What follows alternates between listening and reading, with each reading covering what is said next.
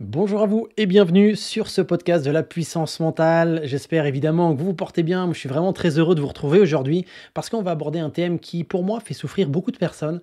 Alors qu'en fait, si on le voit en toute simplicité, en toute vulnérabilité, au contraire, ce thème-là va vraiment vous permettre d'aller de l'avant. En tout cas, je vais vous apporter ça peut-être de manière un peu contre-intuitive, mais c'est comment faire concrètement pour toujours avoir un état d'esprit positif. Donc, vous allez voir à quel point ce que je vous apporte est à la fois simple, pragmatique et va vous permettre de le mettre en place dans votre quotidien.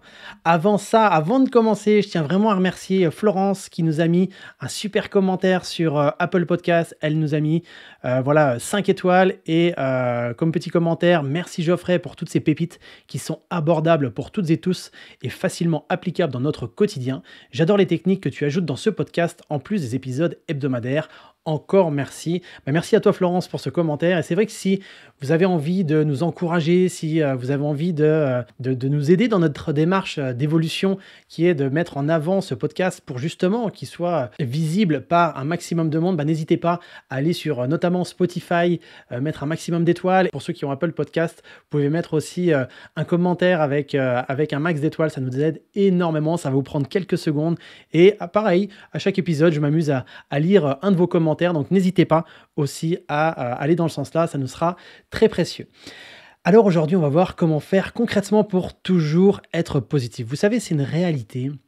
J'ai des personnes qui me contactent régulièrement, alors soit en message privé sur Instagram, ou alors sur la page Facebook Ma Puissance Mentale, et me disent Geoffrey, je suis épuisé. Geoffrey, je suis fatigué, je culpabilise, je ne sais pas comment faire pour améliorer mon état d'esprit parce que j'ai tendance à être très souvent négatif, de voir les choses qui vont pas bien plutôt que de voir les choses qui vont bien. J'ai tendance à être dans la critique, dans le jugement et je sens que je suis pas une bonne personne et j'aimerais améliorer tout ça. J'aimerais vraiment faire en sorte d'être un bon père de famille, d'être une bonne mère de famille, d'être un meilleur patron, d'être un meilleur employé. Mais ça me fatigue, j'y arrive pas, c'est vraiment usant. Et je me rends compte qu'aujourd'hui, dans la société dans laquelle on évolue, on a ce culte de la perfection. Ce culte où on se dit justement, où on doit être toujours au meilleur de soi-même.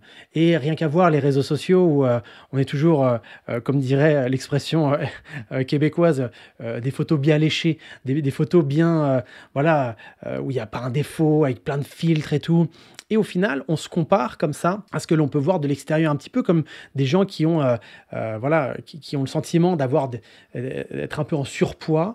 Quand ils regardent ce qui se passe sur les réseaux sociaux, ça les fait encore plus souffrir parce qu'ils ont le sentiment d'avoir un écart entre eux, ce qu'ils sont, et ce qu'ils aimeraient peut-être être, ou en tout cas ce que sont certaines personnes. Cet écart les fait souffrir. Parce qu'en fait, ce qu'il faut comprendre, et c'est très simple, plus votre situation actuelle par rapport à ce que vous idéalisez, ou en tout cas la situation dans laquelle vous aimeriez être est grande, enfin cet écart est grand, plus c'est éloigné entre ce point où vous êtes et celui vers lequel vous aimeriez tendre, et plus ça vous fait souffrir. Donc, moi, ce que j'aime apporter aussi, c'est beaucoup de simplicité et surtout, comment on pourrait dire ça, le fait de vraiment arrêter de fantasmer. Parce qu'aujourd'hui, le risque, c'est de vouloir se diriger vers une destination qui n'est pas nécessairement bonne pour soi. Vous, aujourd'hui, d'être à 100% parfait, d'être toujours positif, c'est juste un fantasme. Ça n'existe pas. C'est impossible. Et des fois, j'ai des gens qui viennent me voir en me disant « Mais Geoffrey, toi là, avec toutes les techniques que tu connais depuis des années, des centaines de personnes que tu as accompagnées, c'est facile pour toi. Ça se voit sur les réseaux, tu es toujours le sourire, tu es toujours, même sur ton podcast, tu as toujours une énergie de dingue et tout ça. » Oui, sur les réseaux, sur le podcast. Mais est-ce que vous croyez que je suis toujours comme ça? Bien sûr que non. J'ai des enfants, j'ai 2 enfants, Lucas et Robin. Ça fait maintenant plus de 20 ans que je suis avec Betty. Mais bien sûr qu'on a plus de moments où on est bien ensemble.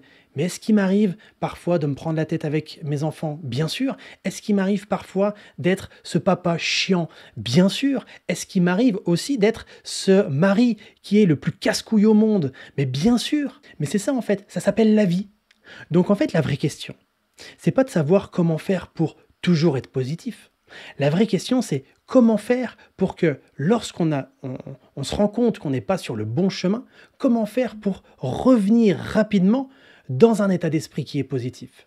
Parce qu'encore une fois, le fait de ne pas être un super père de famille H24 et d'avoir parfois des écarts en n'étant pas parfait ou en n'étant pas le meilleur patron au monde, bah c'est ok, il n'y a pas à culpabiliser. Maintenant, la vraie question, c'est comment je fais pour que lorsque ces situations arrivent, je revienne dans un état qui soit plus positif, un état qui soit plus agréable, autant pour moi que les gens qui m'entourent. Et dans quelques instants, là, je vais vous dire comment faire simplement. Parce que l'idée, c'est plus vous allez évoluer, plus vous allez avancer dans ce sens-là, plus vous allez créer de nouvelles connexions neuronales. Ça veut dire des nouvelles habitudes. Et votre cerveau, dès qu'il va détecter que vous êtes en phase négative, peut-être que vous avez tendance à critiquer, peut-être que vous avez tendance à ne pas être au top du top et donc à avoir des relations qui ne soient pas géniales, là, il va s'en rendre compte et plus il va s'en rendre compte rapidement, plus vous allez pouvoir recalibrer pour aller dans une direction qui soit bonne pour vous, déjà. Ça, c'est fondamental. Et ensuite, bonne pour votre entourage et que ça vous permette ainsi d'atteindre un objectif que vous vous étiez fixé. On ne peut pas toujours avoir un état d'esprit aussi qui soit positif à 100% parce que l'idée, c'est vraiment qu'il y a des hauts et des bas. Donc, la question, c'est maintenant comment faire pour revenir le plus rapidement possible dans cette zone d'état d'esprit positif, d'être finalement plus optimiste, d'être orienté plutôt vers les solutions que vers les problèmes, de se demander plutôt savoir comment faire plutôt de pourquoi il m'arrive ça à moi en ce moment. C'est tout cet état d'esprit-là que vous allez pouvoir cultiver pour faire de vous une personne qui soit justement plus en adéquation par rapport à ce que vous voulez être. Parce que j'ai envie aussi de vous parler d'autre chose, c'est que je vois tellement des personnes qui deviennent malades à l'idée de vouloir être une belle personne. Mais bon sang, mais foutez-vous la paix. Parce que vouloir être une belle personne, c'est vouloir paraître être une bonne personne avant s'autoriser à être qui l'on a envie d'être vraiment. Je répète, c'est vouloir paraître être une bonne personne aux yeux des gens avant d'être soi-même bien avec soi-même en fait. Donc, plutôt que de vouloir plaire aux autres, la première chose, c'est comment je fais pour me plaire à moi-même. Et prendre les choses avec légèreté.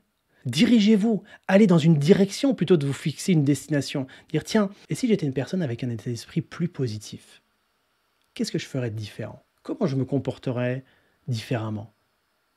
Tiens, dernièrement, c'est vrai que je me suis vite pris la tête lorsque j'étais en échange avec un tel ou une telle. Tiens, imagine si j'avais fait différemment les choses. Peut-être que ça aurait été meilleur pour moi déjà, et puis peut-être meilleur aussi pour la personne avec qui je parlais. Donc là, je vais vous donner cette astuce, comment faire. Vous allez voir, c'est très simple, et plus vous allez la mettre en place, et plus vous allez, ça va rentrer dans vos automatismes. Donc déjà, la première chose, on est d'accord, on va arrêter ce fantasme de dire on doit être absolument toujours une belle personne H24. Oui, parfois, vous êtes aussi une personne qui frustre les autres. Oui, parfois, vous êtes aussi une personne qui n'est pas appréciée par les autres. Et ça, c'est OK.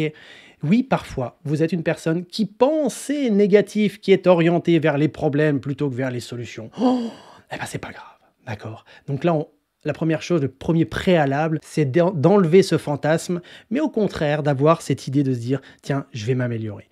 Donc, la première chose, c'est quand vous observez que vous êtes dans un état d'esprit qui n'est pas optimal, qui n'est pas positif, qui n'est pas bon pour vous, déjà, c'est faire stop. Pourquoi stop? Parce que c'est un petit peu, je vous donnerai cette image, c'est un petit peu comme si je conduisais avec une voiture qui est dégonflée, avec une voiture avec un pneu dégonflé, qui peut-être même avoir un pneu crevé. Bah, il y a deux possibilités. Soit je m'arrête pour la réparer, pour appeler une dépanneuse, soit réparer moi-même, soit je continue et j'accélère. Et est-ce que vous avez déjà remarqué des fois quand on se rend compte même qu'on est dans un esprit où on est un peu con-con, c'est-à-dire dans le sens où on se rend compte de ces conneries, on se rend compte des absurdités qu'on dit, mais on accélère, on en dit encore plus. Et plus on en dit, et puis plus on veut se défendre et tout. Entre vous et moi, ça vous est jamais arrivé ça?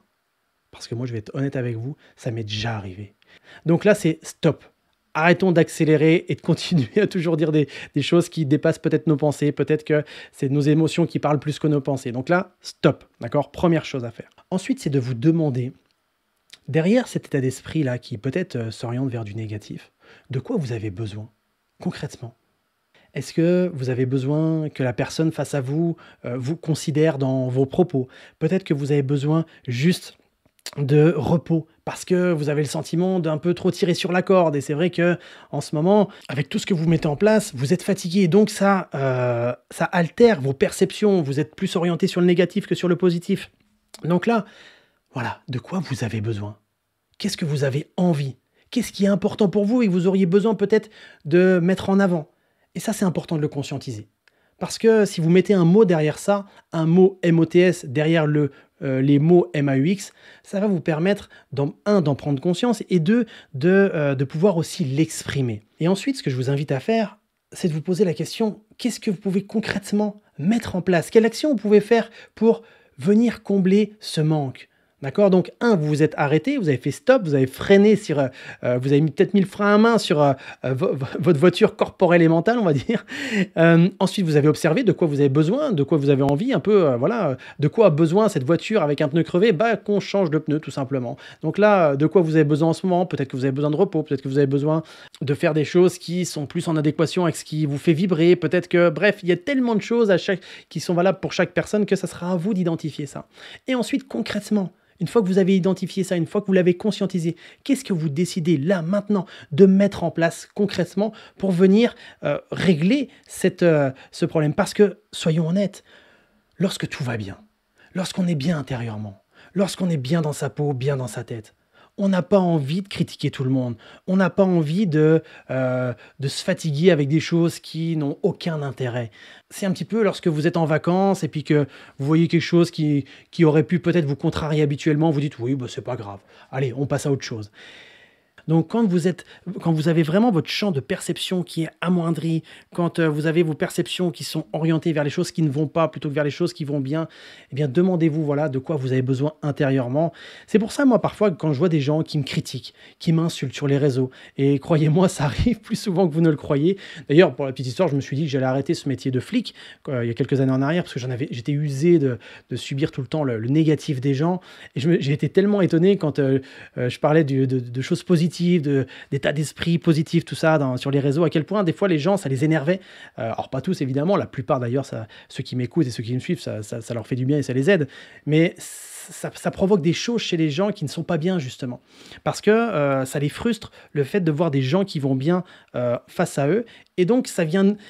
Si concrètement ils se posaient, s'ils observaient ce qui va pas bien à l'intérieur d'eux et qu'ils se demandaient comment ils pourraient remplir ce vide-là ou peut-être transformer ce qui se passe à l'intérieur d'eux, croyez-moi, s'ils allaient bien, mes publications, ils les verraient mais ils les zapperaient plutôt que de passer du temps des fois à mettre un pavé négatif dessus ou des insultes.